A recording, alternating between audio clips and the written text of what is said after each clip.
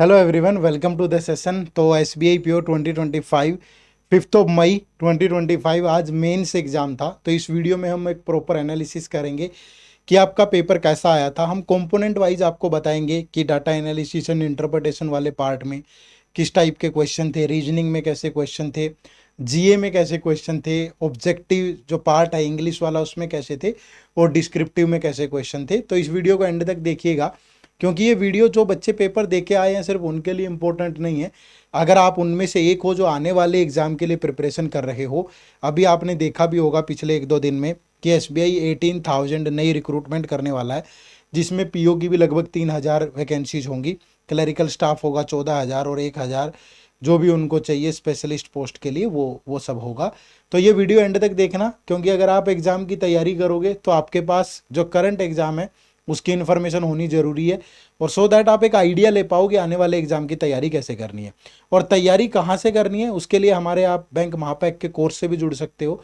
उस कोर्स का लिंक इसी वीडियो के डिस्क्रिप्शन में है, या आप हमारी वेबसाइट विजिट कर लें edutap.in, या प्ले स्टोर से हमारी ऐप डाउनलोड करके वहाँ से तैयारी कर सकते हो। ठीक है, बहुत सारा कंटेंट हम यहाँ भी प्रोवाइड करते रहते हैं। ठीक है, चलो तो शुरू कर लेते हैं आज के इस सेशन को। तो सबसे पहले जनरल अवेयरनेस वाले सेक्शन से ही शुरू करेंगे।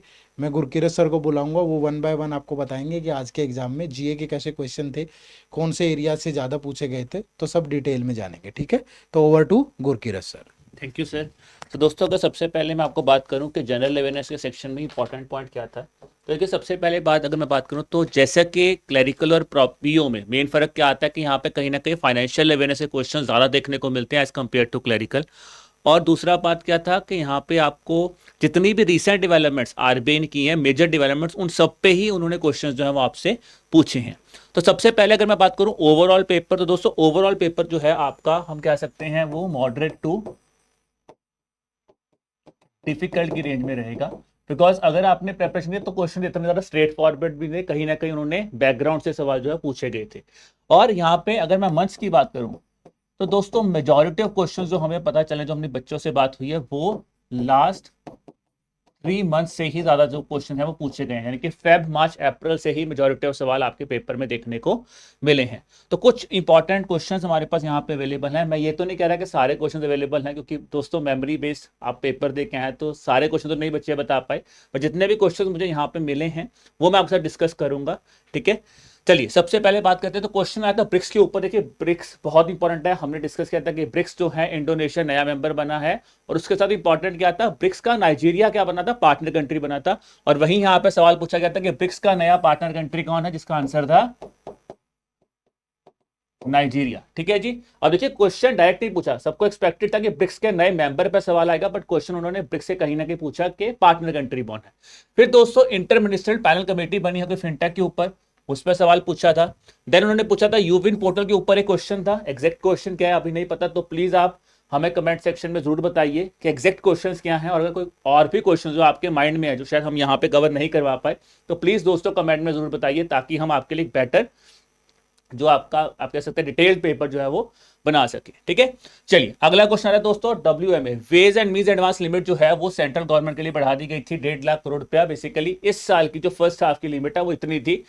क्वेश्चन पूछा गया यहाँ पे अर्बन चैलेंज फंड जो कि यूनियन बजट में जो है वो इंट्रोड्यूस किया गया था। क्वेश्चन पूछा गया था कितने पैसे एलोकेट किए गए अर्बन चैलेंज फंड के लिए, that was around 1 crore rupees. फिर आ जाता है डिजास्टर रिलीफ ऑपरेशन। तो दोस्तों ऑपरेशन ब्रह्मा जो है, देखिए मालदीव्स के आसपास, जितने भी मालदीव्स के आसपास आपको पता है कि रिसेंटली कुछ डिजास्टर्स हुए हैं, सुनामीज देखने को मिली है, तो उसके आसपास के एरियाज में जो भी इंडिया ने रिलीफ जो अपना ऑपरेशन स्टार्ट, उसका नाम था ऑपरेशन ब्रह्मा। तो वहां पे हमें क्वेश्चन देखने को यहाँ पे मिला है। इसके अलावा अगर मैं आगे बढ़ूं दोस्तों, तो क्वेश्चन पूछा गया था PSL priority sector lending norms change किए गए हैं।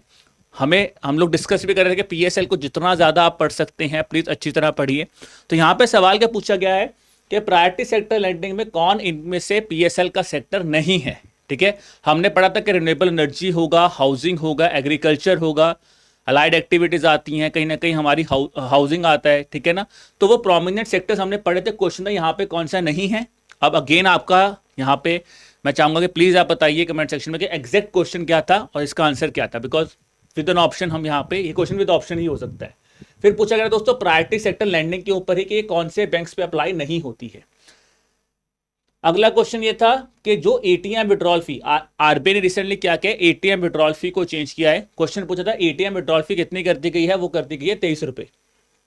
2 रुपए जो है वो बढ़ा दी गई थी, 21 रुपए से बढ़ा के अब वो 23 रुपए कर दी गई है। फिर दोस्तों जो हमारी पूनम गुप्ता जी हैं, आरबीआई की 4th डेप्टी गवर्नर बनी है, बहुत ज्यादा हाई चांसेस है कि क्वेश्चन कहीं ना कहीं डेप्टी गवर्नर के ऊपर पूछा जाना चाहिए। एक्सपेक्टेड ये था कि शायद वो ये पूछेंगे कि आरबीआई डेप्टी गवर्नर में से उनसे पहले जो डेप्टी गवर्नर बनी है उनके ऊपर सवाल पूछा जाएगा, या फिर ये पूछा जा सकता है कि पूनम गुप्ता जी जो थी वो किस ऑर्गेनाइजेशन से पहले रिलेट करती थी। तो क्वेश्चन वहीं से पूछा गया है कि जो पूनम गुप्ता जी थी वो इससे पहले एनसीएईआर में जॉब कर रही थी। और क्वेश्चन ये पूछा गया कि एनसीएईआर में ए का मतलब क्या होता है, that is applied, national council for applied and economic research इसकी फुल फॉर्म है, तो ए का मतलब हो जाएगा अप्लाइड हियर। फिर दोस्तों कृषि डीएसएस पोर्टल जो था उसके ऊपर एक क्वेश्चन आया था। फिर क्वेश्चन आया था first fully 3D printed rocket, तो ये भी पूछा गया था। बेसिकली रॉकेट का नाम नहीं पूछा गया था किस ऑर्गेनाइजेशन ने स्टार्ट किया है, तो ये बेसिकली इसरो जो है उन्होंने ये इनिशिएटिव लिया है। फिर दोस्तों हमारे से सवाल पूछा गया था सर्टिफिकेट ऑफ डिपॉजिट्स के ऊपर मिनिमम और मैक्सिमम लिमिट कितनी होती है सर्टिफिकेट ऑफ डिपॉजिट्स की, from banking awareness part here. National green hydrogen mission हम लोगों ने कितनी बार डिस्कस किया था, ग्रीन हाइड्रोजन मिशन बहुत ज्यादा इंपॉर्टेंट है।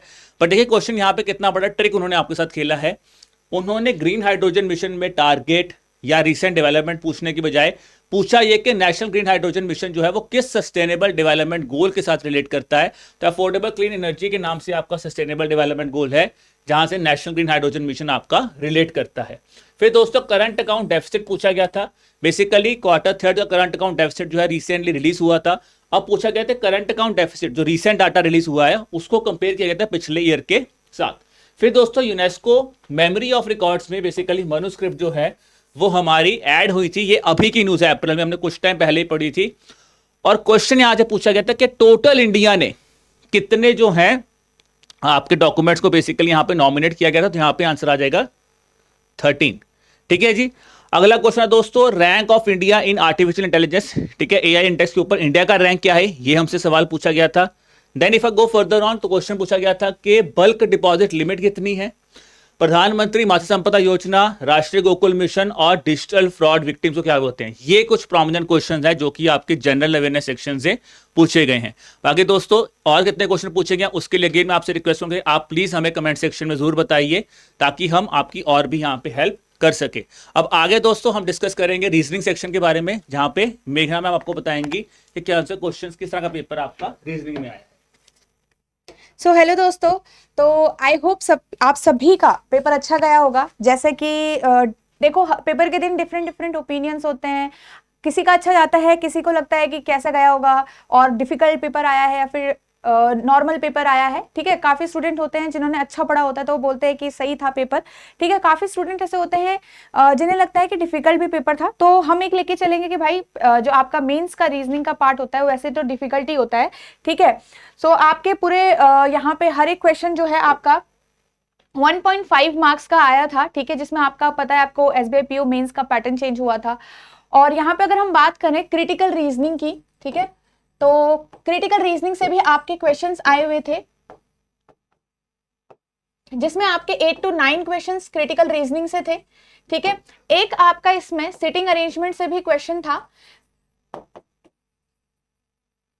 सिटिंग अरेंजमेंट में आपका एक सर्कुलर बेस्ड अरेंजमेंट आया था जिसपे सिर्फ एक क्वेश्चन आपका आया था, तो ये सॉल्व हो रहा था, ऐसा कुछ नहीं था कि बहुत डिफिकल्ट है और एक क्वेश्चन दे दिया। ठीक है, तो 1 क्वेश्चन आपका एक यहां से भी आया था। अगर नेक्स्ट अगर हम यहाँ पे बात करें डेटा सफिशिएंसी से भी क्वेश्चंस आए थे। तो डेटा सफिशिएंसी जो आपकी आई थी इसमें आपके 3 स्टेटमेंट्स आए थे, मतलब 3 स्टेटमेंट बेस्ड आपका ये आया हुआ था कि हर एक क्वेश्चन में 3-3 स्टेटमेंट दी गई हुई हैं। ठीक है, और यहाँ पे इस पे बेस्ड 2 क्वेश्चंस आपके एग्जाम में देखने को मिले थे। ठीक है, अगर हम नेक्स्ट बात करें तो यहाँ पे आपका इनपुट आउटपुट भी आया था, जिसमें आपके इनपुट आउटपुट पे आपका क्वेश्चंस आए हुए थे। 4 आपके यहाँ से क्वेश्चंस आए हुए थे और इसमें जब देखा गया तो आपका वर्ड बेस्ड था ओनली। ठीक है, आपकी जो इनपुट थी वो सिर्फ वर्ड बेस्ड था और इसमें आपके मिक्स लॉजिक चल रहा था, मतलब हर एक स्टेप में डिफरेंट लॉजिक्स आपके थे। ठीक है, तो मिक्स लॉजिक यहाँ पे चल रहा था। नेक्स्ट अगर हम बात करें तो कोडेड डायरेक्शन से भी आपके क्वेश्चंस आए हुए थे। ठीक है, कोडेड डायरेक्शन से भी आपके क्वेश्चंस आए हुए थे। आई थिंक 4 क्वेश्चंस आपके कोडेड डायरेक्शन से यहाँ पे देखने को मिले थे, जिसमें आपके मिक्स इंस्ट्रक्शन थे। कुछ मतलब जैसे आपका होता है कि आपका फर्स्ट एलिमेंट जो होता है, ठीक है, वो आपका डायरेक्ट था, और कुछ आपके रिवर्स थे, ठीक है, जैसे ए डॉलर बी, तो उसमें आपका मीनिंग जब था तो बी ईस्ट है ए के, इस टाइप से रिवर्स इंस्ट्रक्शन भी थे। तो मिक्स इंस्ट्रक्शन करके आपके कोडेड डायरेक्शन यहाँ पे आए हुए थे। नेक्स्ट अगर हम यहाँ पे बात करें तो आपका एक अनसर्टेन नंबर ऑफ पर्संस का आया था, ठीक है, अनसर्टेन नंबर ऑफ पर्संस का आया था, जिसमें आपके पास कुछ एक वेरिएबल भी ऐड हुए थे, ठीक है, इसमें वेरिएबल वाला भी था, और ये आपका लीनियर अरेंजमेंट में था, ठीक है, लीनियर में आपका अनसर्टेन नंबर ऑफ पर्संस का आया हुआ था। और 4 क्वेश्चंस आए थे, 4 क्वेश्चंस आपके यहाँ से भी देखने को मिले थे, 4 और 5 क्वेश्चंस, ठीक है। नेक्स्ट आपका एक पजल आया हुआ था टाइम स्लॉट बेस्ड, ठीक है, एक टाइम स्लॉट बेस्ड पजल आया था, जिसमें आपकी फ्लाइट्स जो थी टेक ऑफ करी थी, ठीक है, फ्लाइट्स टेक ऑफ करी थी हर एक 5 मिनट के गैप में, फ्लाइट्स टेक ऑफ करी थी आपके 5 मिनट्स के गैप में। तो यहाँ पे इसका मतलब हर एक फ्लाइट के बीच में आपका गैप भी था कुछ, और वो आपको यहाँ पे से फाइंड आउट करना था, ठीक है। तो अभी तक जो आपके क्वेश्चन बच्चों जो हमें स्टूडेंट से मिले हुए हैं वो अभी तक यही हैं, ठीक है। और आप भी जरूर कमेंट करिएगा कि जो भी आपको लगता है इसमें से कौन कौन से क्वेश्चन थे, तो आप कॉमेंट में जरूर बताइएगा कि इसमें से कुछ क्वेश्चन अगर हमारे रह गए हैं तो। सो अब हम सारा मैथ्स का जानेंगे, अभी हमने रीजनिंग का देख लिया। Thank you ma'am. तो डाटा एनालिसिस वाले पार्ट में भी जान लेते हैं कि कैसी कैसी चीज़ें पूछी गई थी, ठीक है।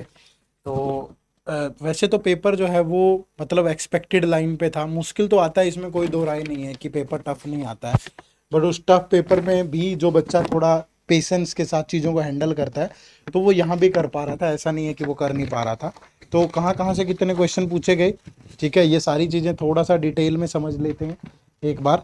तो सबसे पहले अगर मैं बात करूं यहाँ पे, तो जिस भी बच्चे ने से भी हमें ये इन्फॉर्मेशन मिली, 2-4 बच्चों से हमने लगातार बात की, उनसे ये जो डाटा निकल के आ रहा है, तो उनका जो एवरेज अटेम्प्ट है डाटा एनालिसिस वाले पार्ट में वो 12 to 15 क्वेश्चन है, ठीक है। तो इतना करके है, क्वेश्चन की बात कर रहे हैं या मार्क्स की बात नहीं हो रही, 12 to 15 क्वेश्चन, ठीक है। अब अगर बात करें कहाँ से कितने क्वेश्चन पूछे गए, तो सबसे पहले एक कैसलेट डीआई है, कैसलेट इन्फॉर्मेशन बोलूंगा मैं इसको, और ये नंबर सिस्टम की फॉर्म में है, ठीक है। यहाँ नंबर से रिलेटेड इन्फॉर्मेशन है, इस पे 4 क्वेश्चन है, इसमें 3 सेट ऑफ इन्फॉर्मेशन दिया गया था, 3 सेट ऑफ नंबर दिया गया था ABC, जिसमें टोटल जो नंबर है वो टोटल नंबर 13 थे, और उसमें जो A है इस सीरीज में 4 नंबर है, C में 4 नंबर है और B में 5 नंबर है, ठीक है, इस तरीके से दिया गया था। उसके बाद यहाँ पे जो दूसरे 2 क्वेश्चन थे वो क्वाड्रेटिक इक्वेशन से हैं, क्वाड्रेटिक इक्वेशन से भी 2 क्वेश्चन है, और इसमें एक क्वेश्चन एक सिंगल इक्वेशन पे है और दूसरा जो क्वेश्चन है वो रूट्स में कुछ रिलेशन बना करके दिया गया है। अब एक बच्चा बड़ी मेहनत से जाता है पेपर में, उसे इतनी चीज़ें ध्यान नहीं होती हैं, ठीक है, बट इससे हमें आइडिया लग गया, तो जब हम मेमोरी पेपर क्रिएट करेंगे, मेमोरी बेस्ड पेपर, तो पता चल जाएगा कि हाँ ऐसी ऐसी चीज़ें थी, तो उसी अकॉर्डिंग बनाएंगे, ठीक है। ये मैं इसलिए कह रहा हूँ क्योंकि PYQ आप फ्री ऑफ कॉस्ट डाउनलोड कर सकते हो, इसी वीडियो के डिस्क्रिप्शन में लिंक है, SBI के पिछले वाले भी, और SBI क्लर्क के जैसे प्रीलिम्स और मेंस का जो 24 वाला वो भी अपडेट कर दिया हमने, वो भी डाल दिया है, तो ये सारी चीज़ें अवेलेबल है, ठीक है। चलिए उसके बाद फिर बात करें तो इसके अलावा नंबर सीरीज के भी 2 क्वेश्चन है, अलग से नंबर सीरीज के भी 2 क्वेश्चन है, जिसमें सीरीज की फॉर्मेशन करनी थी और उसके बाद बनाना था, ठीक है। तो यहाँ से 2 2 4 4 8, और एक क्वेश्चन इसमें अलजेब्रा का भी है, ठीक है, एक क्वेश्चन यहाँ पे अलजेब्रा से भी दिया गया था, एग्जैक्ट क्वेश्चन तो ध्यान नहीं है बट टॉपिक में आपको बता देता हूँ। तो टोटल 9 क्वेश्चन तो आपके यहीं से हो जाते हैं। इसके अलावा 3 सेट ऑफ DI भी है, ठीक है। सबसे पहले एक टेबुलर DI है, टेबुलर DI है, इस टेबुलर DI के अंदर अलग अलग कुछ पर्सन दे रखे हैं ऐसे करके कि पर्सन है ABCD, ठीक है, 4 पर्सन दिए हुए थे, ऐसे करके मैं बोलूं कि ABCD 4 पर्सन है, और इनका बताया गया था कि इनकी बेसिक पे दे रखी है कुछ, ठीक है। बेसिक पे के बाद इनका कुछ टारगेट बता रखा था कि इनका कुछ टारगेट भी गिवन है, और वो जो टारगेट है वो बेसिक पे का 2.5 होना था, 2.5। फिर इसमें से इनको कुछ टारगेट अचीव करना था, और टारगेट अचीव करने पे कुछ बोनस की रेंज भी दे रखी थी कि ऐसे कि अगर 60% से 70% है तो 3% बोनस होगा, आगे तो इतना होगा, ठीक है। और ये कुछ इक्विपमेंट भी क्रिएट करते हैं। तो इस तरीके से थोड़ा लेंदी टाइप का ये DI था, बहुत अच्छा DI था, और कैलकुलेशन की जरूरत आपको यहाँ पे पड़ेगी ही पड़ेगी। ठीक है, जो दूसरा है ये एक बार ग्राफ था, और बार ग्राफ में 3 टाइप ऑफ इंफॉर्मेशन है। ठीक है, जैसे इस तरीके से बार ग्राफ बना करके और उसमें ऐसे करके 3 पार्ट में डिवाइड करके इंफॉर्मेशन दे रखी है, तो इस टाइप का एक DI है। और एक वेन डायग्राम पे बेस्ड DI था। ठीक है, एक वेन डायग्राम पे बेस्ड DI है।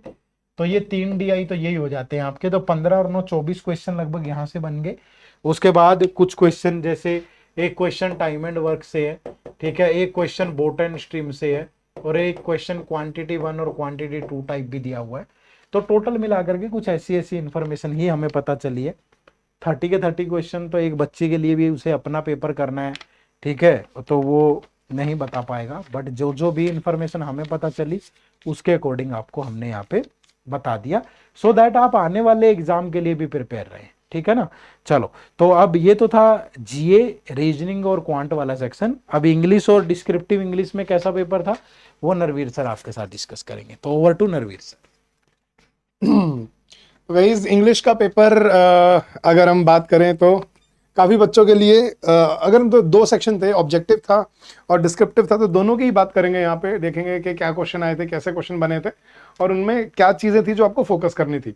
लेकिन एक बड़ी बड़ी नई सी बात अब की बार ऑब्जर्व की मैंने कि अब की बार ना ऑब्जेक्टिव टाइप में वोकेबुलरी को बहुत ज़्यादा फोकस नहीं किया गया। ठीक है, ज़्यादा क्वेश्चन आपके कॉम्प्रीहेंशन और आपके grammar, phrasal verb, match the column, तो इन तरह के क्वेश्चन ज़्यादा देखने को मिले ऑब्जेक्टिव टाइप में।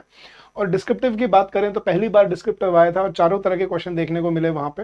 ईमेल राइटिंग भी मिला, प्रेसी राइटिंग भी मिला, रिपोर्ट राइटिंग भी मिला और सिचुएशन एनालिसिस भी मिला। तो सबको एनालाइज करेंगे और देखेंगे यहाँ पे किस सेक्शन में क्या बनता है। तो इंग्लिश में पहले ऑब्जेक्टिव की बात करते हैं। तो ऑब्जेक्टिव में जो 40 क्वेश्चंस आए थे, अब जितना हमें पता चला है गाइस, जहां तक हमें आइडिया लगा है वो मैं आपको समझाता हूँ कि ऑब्जेक्टिव टाइप में कितने क्वेश्चन आए थे, क्या क्वेश्चन आए थे। पहले आपको 2 कॉम्प्रीहेंशन आए थे। RC1 था जिसके ऊपर आपको 10 क्वेश्चन दिए हुए थे, और RC2 था जिसके ऊपर आपको 8 क्वेश्चन दिए हुए थे।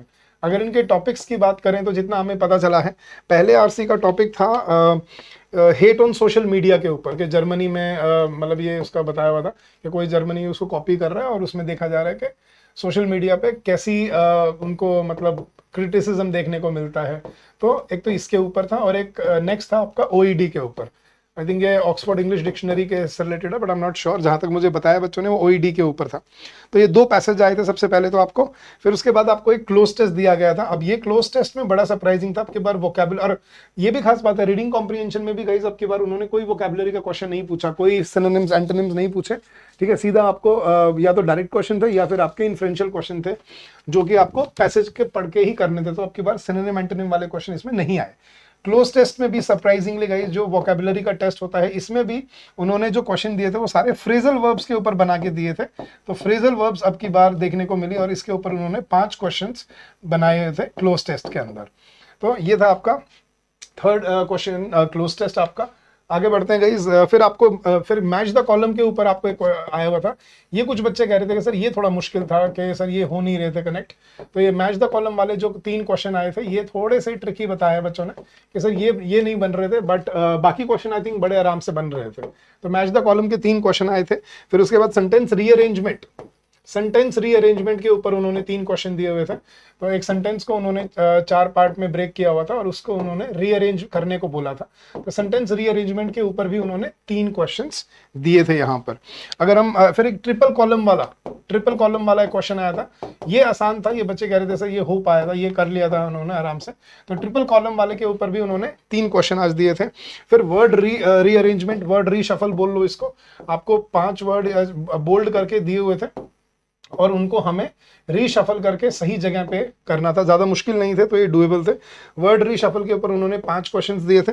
और फिर जो नेक्स्ट है कुछ ना मतलब कॉन्टेक्स्ट बेस्ड क्वेश्चन भी आए देखे अब की बार। तो अब की बार नाम ने एरर डिटेक्शन देखा, एज सच नाम ने सेंटेंस इंप्रूवमेंट देखा, कॉन्टेक्स्ट बेस्ड क्वेश्चन देखने को मिले थे अब की बार एग्जाम में। तो ये थे कम से कम भी आपके 3 क्वेश्चन थे। तो ये टोटल बन जाता है अपना 5 + 3 8, 8 + 3 11, 11 + 6 17, 17 + 5 22, 22 + 18 इज 40। तो ये आपके ऑब्जेक्टिव टाइप के सारे क्वेश्चन बन जाते हैं।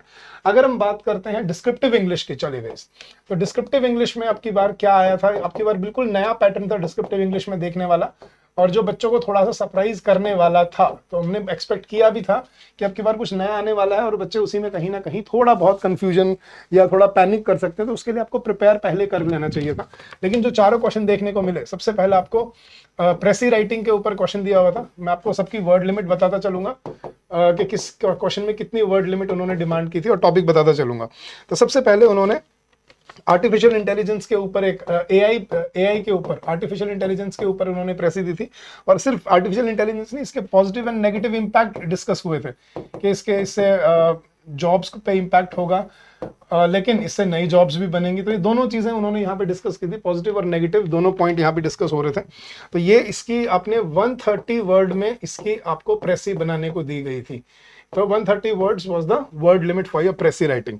सेकंड, अगर हम बात करेंगे इस ईमेल के ऊपर भी आपको एक चॉइस दिया हुआ था। दूसरा मुझे पता नहीं चला, बट एक ये एड्रेस चेंज करने वाला, टू चेंज द एड्रेस। और गाइस अगर आपको याद हो तो मैंने अपनी वीडियोस में एग्जैक्टली यही ईमेल करवाया था, टू चेंज द एड्रेस। के एक मतलब एक कस्टमर ने लोन मांगा हुआ है, लोन मांगा है बैंक से, और उसके लिए फिर उसका एड्रेस चेंज हो गया है, to change the address in in the system, या उसको नया एड्रेस अपडेट करना था, तो उसके ऊपर था। अब इसके ऊपर उन्होंने 150 to 160 वर्ड्स में उन्होंने आपको इसके ऊपर एक ईमेल लिखने को कहा था। तो email writing was 150 to 160 words. अगर हम बात करते हैं गाइस सिचुएशन एनालिसिस की, तो सिचुएशन एनालिसिस में उन्होंने 2 सिचुएशन दी हुई थी। अब कुछ बच्चों ने ये वाली की है, कुछ ने दूसरी वाली की है, मैं दोनों आपको एक बार बता देता हूँ। तो सिचुएशन एनालिसिस के ऊपर उन्होंने पहला तो दिया हुआ था कि 2 फ्रेंड्स के बीच में कुछ मतलब डिस्प्यूट नहीं, कॉन्फ्लिक्ट बोल सकते हो, कि यार एक बच्चे की नौकरी लग गई है, एक फ्रेंड की, वो बहुत केयरिंग है, लेकिन ड्यू टू के जॉब और इस सब की वजह से वो टाइम नहीं दे पा रहा अपने दोस्त को, तो उसके रिगार्डिंग सिचुएशन एनालिसिस था।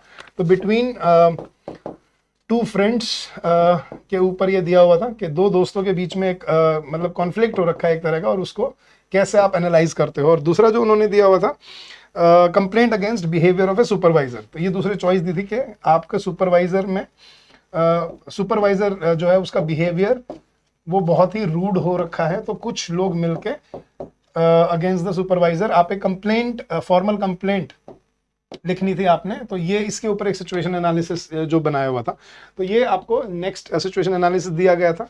और अगर हम 4th क्वेश्चन की बात करें, रिपोर्ट राइटिंग, तो अच्छा, सिचुएशन एनालिसिस की जो वर्ड लिमिट थी वो थी गाइज आपके पास 120 to 130 वर्ड्स। तो सिचुएशन एनालिसिस था 120 to 130 वर्ड्स के लिए, तो ये उन्होंने वर्ड लिमिट दी थी सिचुएशन एनालिसिस की।